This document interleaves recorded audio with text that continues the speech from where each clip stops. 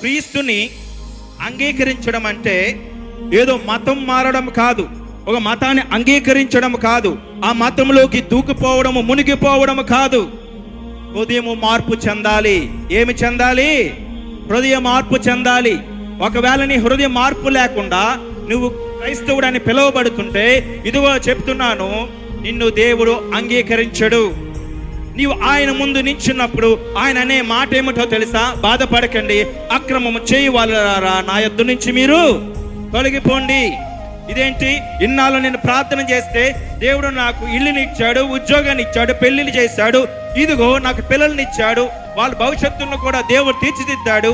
అయితే ఇంత కార్యములు చేసిన దేవుడు నాకు పరలోక రాజ్యం ఇవ్వచ్చు కదా, నన్ను అంగీకరించవచ్చు కదా. ప్రియమైన దేవుని సంగమా, ఒక మాట చెప్తున్నాను, నీ యొక్క మార్పు పరలోకమును ఉద్దేశించి ఉండాలి. ఏమిటట?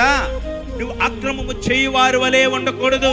క్రమముగా దేవుని యొక్క వాక్య ప్రకారము నువ్వు నడుచుకోవాలి. దానికి నీలో జరగవలసిన ప్రక్రియ ఏమిటో తెలుసా?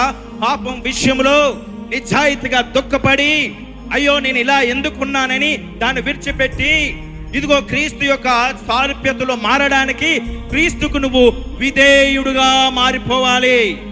హల్లెలూయా!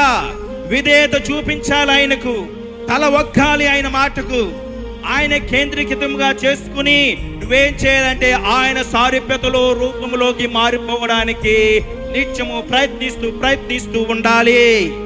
ఇదే మారు మనస్సు.